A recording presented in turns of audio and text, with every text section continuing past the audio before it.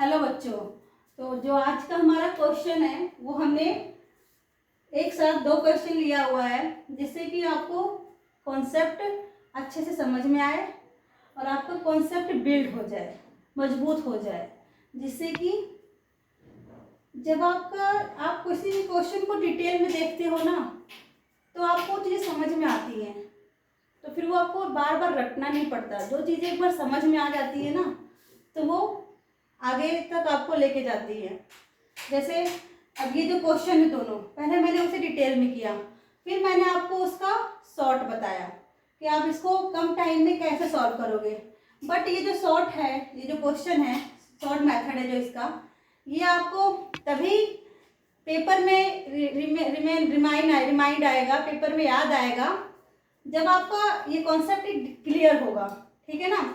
और एक कहा भी गया है कि जब आपको कहते हैं ना लोग, जब हमें कोई प्रॉब्लम हो, कोई समस्या हो, तो हमें ऐसे व्यक्ति की समस्या को देखना चाहिए जो हमसे ज़्यादा समस्या में हो, जिसकी समस्या हमसे बड़ी हो।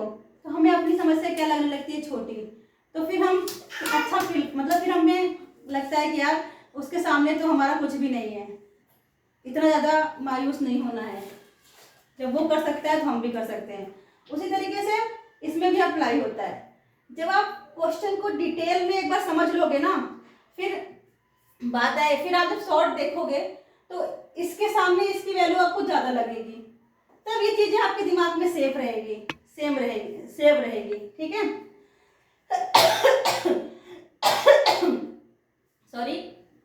तो जैसा कि चलिए हम अपने क्वेश्चन को सॉल्व करते हैं।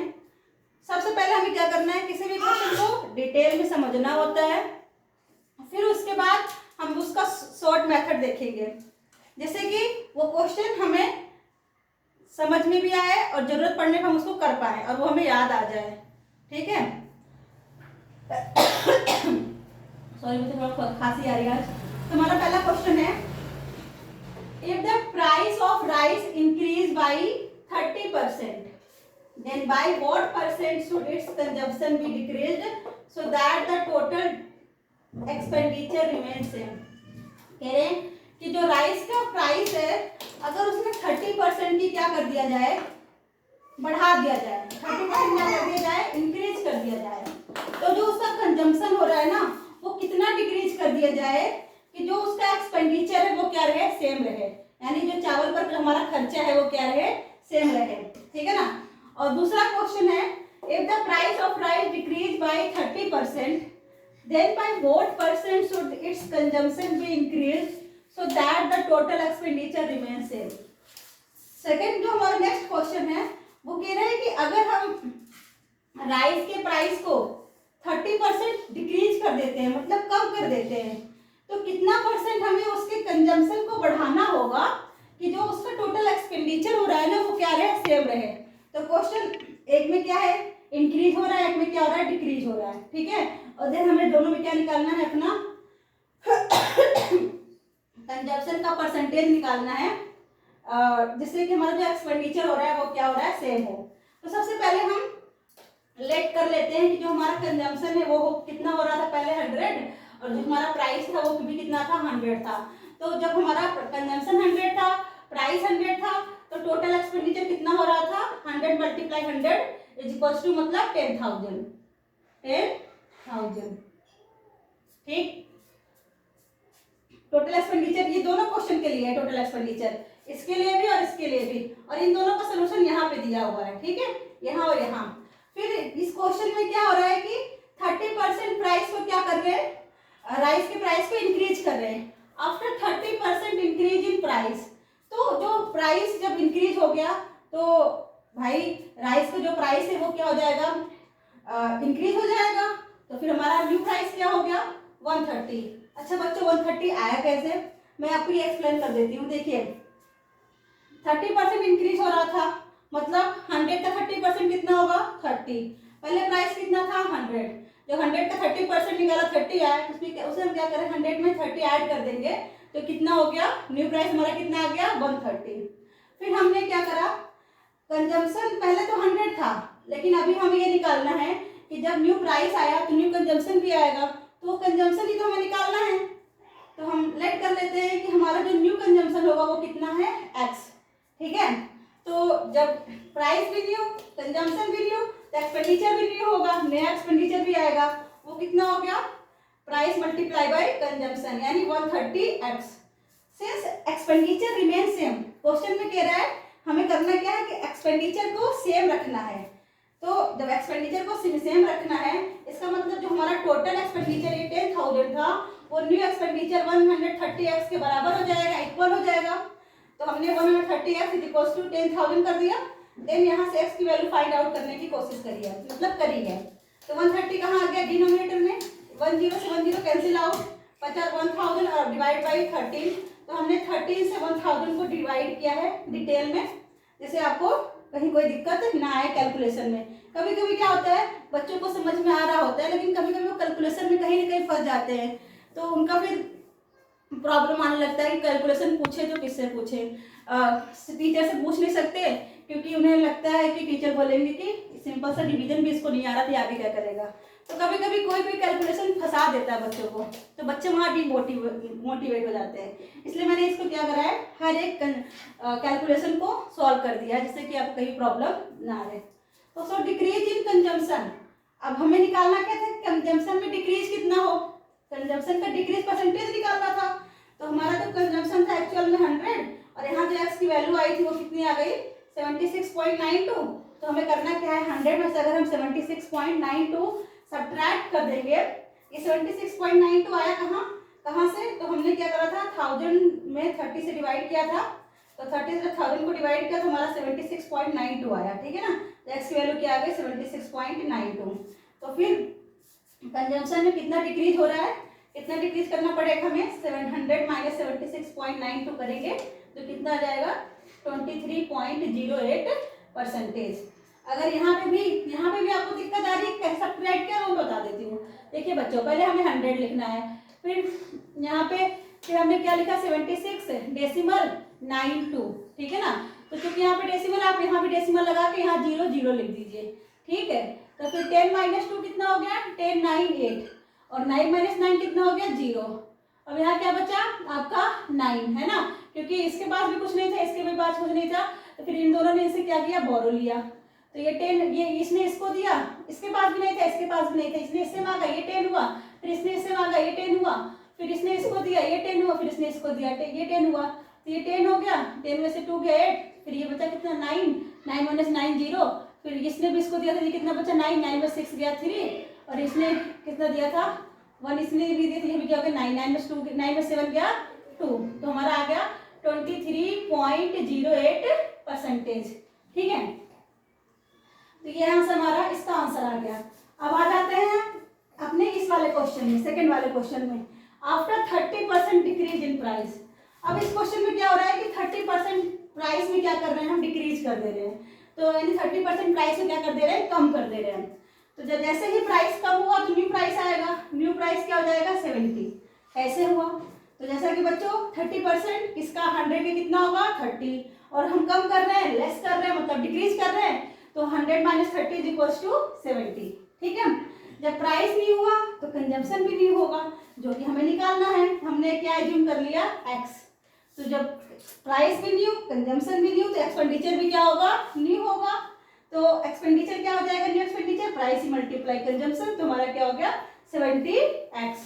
अब वही सेम बात कि सिंस एक्सपेंडिचर रिमेन सेम, क्योंकि हमें एक्सपेंडिचर को क्या करना है, सेम रखना है। तो जब एक्सपेंडिचर सेम होगा तो जो हमारा पहले वाला टोटल एक्सपेंडिचर था वो कितना था 10,000, और जो हमारा न्यू एक्सपेंडिचर आया वो कितना हो गया 70x। तो हमने 70x को 10,000 के इक्वल कर दिया, और यहाँ से x की वैल्यू निकाली है। तो ये 70x के मल्टीप्लाइंग होता है ना बच्चों, जो भी नंबर x की मल्टीप्लाइंग होता है ना वो कहाँ चला जाता है, डिवाइड में। तो वो डिनोमिनेटर में आ गया, तो 0 0 कैंसिल आउट हो गया। फिर 7 से हमने 1000 को क्या करना है, डिवाइड करना है। 7 से हमने 1000 को डिवाइड करना, कितना मिला 142.85। डेसिमल के बाद आप 2 नंबर या मैक्सिमम 3 नंबर तक ही डिवाइड करो, अगर वो डिवाइड नहीं करो, क्योंकि वो कंटिन्यू चलता जाएगा और आपको इतना लंबा नहीं जाना। डेसिमल के बाद आप दो डिजिट तक ले जाओ, या फिर आप 3 डिजिट तक ले जा सकते हो, इसके आगे ले जाने की कोई जरूरत नहीं है। सो एक्स की वैल्यू जब आ गई तो प्राइस में क्या हो रहा है, कंजम्पशन में, सॉरी प्राइस में नहीं, कंजम्पशन में कंजम्पशन यहाँ पे इंक्रीज हो रहा है, सो इंक्रीज इन कंजम्पशन। तो कंजम्पशन कितना इंक्रीज हुआ है ना, तो हमारी जो एक्स की वैल्यू कितनी आई थी 142.85। तो हम क्या करेंगे 142.85 में 100 को क्या कर देंगे सब्ट्रैक्ट कर देंगे, तो हमारी वैल्यू कितनी आ गई 42.85। जैसे मैंने यहाँ पे आपको सब्ट्रैक्ट करके दिखाया है ना ये चीज, वैसे ही आप इसको यहाँ पे सब्ट्रैक्ट कर सकते हो। अगर कोई दिक्कत आ रही है फिर भी मैं सब्ट्रैक्ट कर दे रही हूँ। जैसे ये 142.85 है, अब यहाँ पे आपको 100 को सब्ट्रैक्ट करना है, आप यहाँ डेसिमल लगा और यहाँ 0 0 लगा दो, यहाँ minus 5 minus 0 5, 8 minus 0 8, 2 minus 0 2, 4 minus 0 4 और 1 माइनस 1 0। तो कितना आ गया 42.85। तो ये क्या हो गया हमारा परसेंटेज, 42.85 हमारा क्या आ गया परसेंटेज आ गया। तो बेसिकली बच्चों दोनों में डिफरेंस कहाँ आ रहा है, यहाँ पे जो हमने x की वैल्यू निकाली है ना वो क्या कर रहे हैं 100 में से सब्ट्रैक्ट कर रहे हैं, क्योंकि यहाँ पे वैल्यू डिक्रीज हो रही है। और यहाँ पे हमने जो हमारे x की वैल्यू क्या आई है 142.85, ये हमने क्या करा है 142.85 में से 100 को क्या करा है सब्ट्रैक्ट किया है, क्योंकि यहाँ पे वैल्यू क्या हो रही थी इंक्रीज हो रही थी, है ना, जो हमारी कंजप्शन थी। ठीक है, तो आई होप कि आपको ये दोनों डिटेल में इन दोनों क्वेश्चन का जो डिटेल सोल्यूशन है आपको समझ में आया होगा। अब हम आ जाते हैं अपने मेन फोकस पर कि इन्हीं क्वेश्चन को इतना डिटेल में तो हम समझ में तो आ गया, लेकिन अगर हमें एग्जाम में करना होगा तो इतना डिटेल में करेंगे तो बहुत टाइम लगेगा। तो हम इसको शॉर्ट मेथड से कैसे करेंगे, तो जब भी बच्चों आपको क्या निकालना हो, जब एक्सपेंडिचर डिक्रीज हो रहा है आपका, तो परसेंटेज डिक्रीज की वैल्यू क्या होती है 100x divide by 100 plus x. ठीक है, ये लो, तो ठीक है ना 100x divide by 100 plus x. और यहाँ पे x क्या है, x is increase percentage, x क्या है x इंक्रीज परसेंटेज।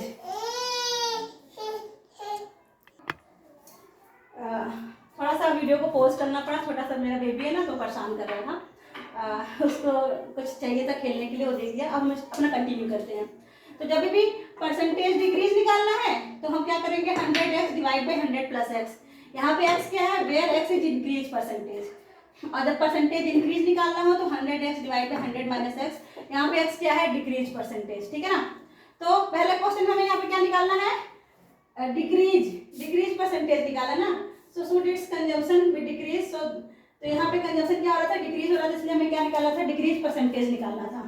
ठीक है ना, तो डिक्रीज परसेंटेज, तो डिक्रीज कितना 100, तो पता ही x कितना है हमारा 30% क्या हो रहा है यहाँ पे इंक्रीज हो रहा है ना, 30% क्या हो रहा है इंक्रीज, और x की वैल्यू क्या है इंक्रीज परसेंटेज। तो हमने यहाँ पे क्या पुट कर दिया 30 और डिवाइड बाई 100 प्लस 30।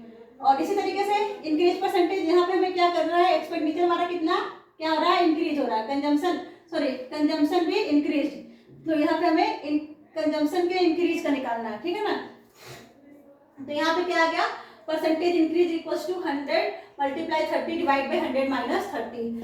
यहाँ पे 30 क्या है, यहाँ पे जो x था वो यहाँ पे 30 है, वो क्या है डिक्रीज परसेंटेज। ठीक है, तो ये दोनों फॉर्मूला आप अगर रिमेंबर रखोगे आप इतना डिटेल में समझने के बाद इस फॉर्मूले को आप एक दो बार प्रैक्टिस करोगे ना तो आपको आसानी से ये लर्न हो जाएंगे। ठीक है, जिससे आप बार बार भूलोगे नहीं। फिर उसके बाद आप इसको सॉल्व कर लो, बस काम खत्म। आपको परसेंटेज डिक्रीज निकालना है यहाँ पे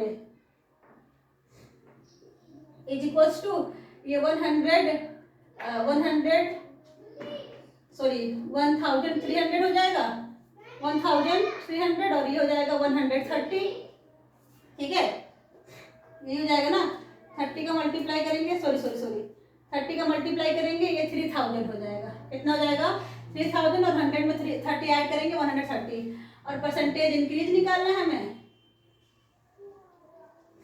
ये कितना हो जाएगा, ये भी क्या हो जाएगा 3000 है ना, और ये 100 माइनस 30 कितना हो जाएगा 70।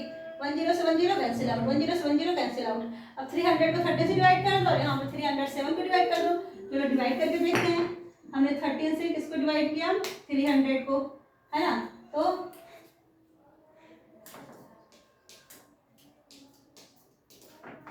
13 2 जा 26 कितना आ गया 10 माइनस 6 4 और 2 2 गया 0। तो 13 3 जा 39 10 माइनस 9 1 और 3 माइनस 3 0, डेसिमल लगाया 0। ठीक है ना।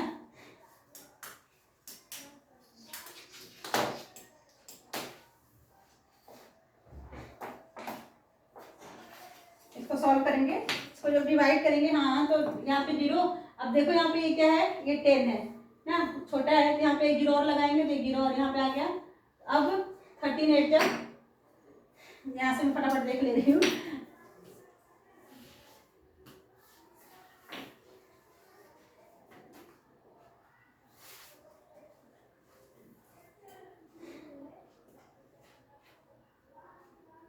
एट नहीं आएगा यहाँ पे, 13 को मल्टीप्लाई 8 में करिए तो यहाँ पे क्या आ जाएगा,